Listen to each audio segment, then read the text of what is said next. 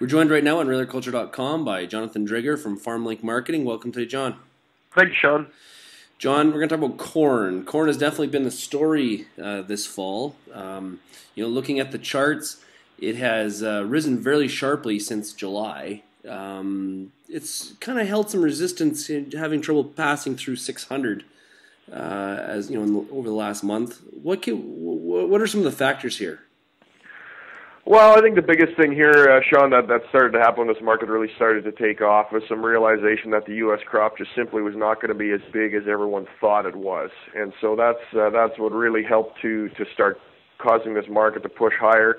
And as those yield results started to get confirmed and as it started to show up in USDA reports, it just really heightened some awareness about how tight that corn market really is. I think even before the disappointing yield results came in, it wasn't that the corn market was necessarily bearish or oversupplied, but there was perhaps a little bit of cushion. But when you started looking at some lower yield numbers, now we're looking at a corn carryout that's quite frankly, it's just very, very tight. There's absolutely no margin for error. We're going to have to ration some demand, and the way to do that is through higher prices. And even though the futures market has seen a little bit of a pullback here over the last few weeks, generally speaking, it's still a very, very tight market. Okay, so are you expecting us to kind of settle here for a little bit and then go higher?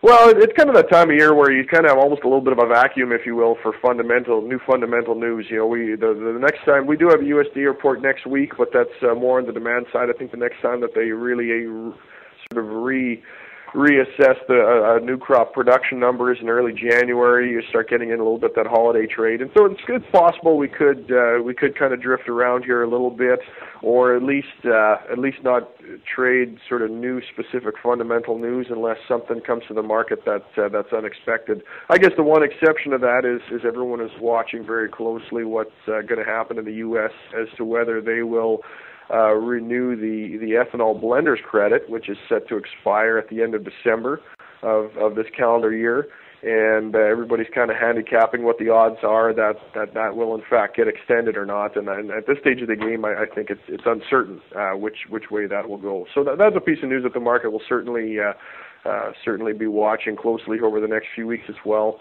But even if they do not extend the blenders credit, that might create a little bit of cushion in that S&D, but certainly it's not the difference between a bullish or a bearish corn market. It's more maybe provides a little bit of cushion in a market that would still remain very, very tight. So I think some of the estimates out there for 93 million acres in the U.S. Is that going to be enough to help ending stocks, or do you see demand being strong? Yeah, no, it's and part of what makes this corn market so positive, the way things look right now, longer term, is that not only is the market very, very tight this year, but projected into next year, it doesn't really look any better in terms of getting any relief. The market absolutely needs at least a few million more acres. We need a year where we have at least trendline yields or maybe more. And even then, we're not really building any cushion at all in what those projected ending stocks will be. And so there's just really no margin for error. And not only does the corn market need more acres, but it needs to grab more acres from somewhere. And you have a soybean market that's not in a position to give up any acres. We've seen already a little more winter wheat go in the ground than we had the previous year. Wheat prices have been rallying over the last week on some concerns and issues in that market. And so those are not going to be easy acres to achieve, and so it's got some work to do going forward, and it's very tight, and the market's going to continue to be very, very sensitive. You sound pretty bullish on this one, John. Well, we are quite friendly to the corn market, and I guess to a certain extent you always have to be a little cautious. I mean, what could trip us up here going forward? Well, for example, maybe exports aren't quite as high as are currently forecast, and where you might claw back a little demand out of the corn market is for example, we know that there's been already a fair bit of lower quality wheat available on world markets because of what happened in, our own wheat crop, for example, in Europe and some other places where quality has been a little lower. Australia right now is having some concerns about the quality of their wheat crop, and so if there's more feed wheat available on world markets, that's competing with corn for feed grain demand in the export markets. Maybe you can shave a little off that export number. There is, again, maybe a little bit of risk in terms of whether that blending credit does not get passed these sorts of things might build a little bit of cushion. But I think I would say that we would look for higher prices going forward, or at least at a bare minimum, not where there's a great deal of downside. I just think that even if the market was not explosively bullish, at a minimum, we don't see a huge amount of downside risk, because the market is just simply too tight to allow it. And not just for corn, it's the fact that other crops are fairly tight as well. That kind of helps provide a supportive environment. It's tight. There's not a whole lot of room. Again, you pull off big yields next year, somewhere along the line, you ration a little bit of demand. Maybe other crops have bigger yields than expected. Maybe those acres can be achieved a little more easily, but you certainly have to have a few things fall into place at a minimum, and it's pretty tight. The market certainly does not have a whole lot of extra room.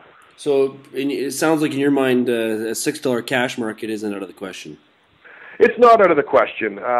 So we've been so in the futures, for example, we did see a little bit of a correction through over the last few weeks here. But for us to get back up to that $6 mark and beyond, certainly not out of the question. I would not be surprised to see even higher prices going forward.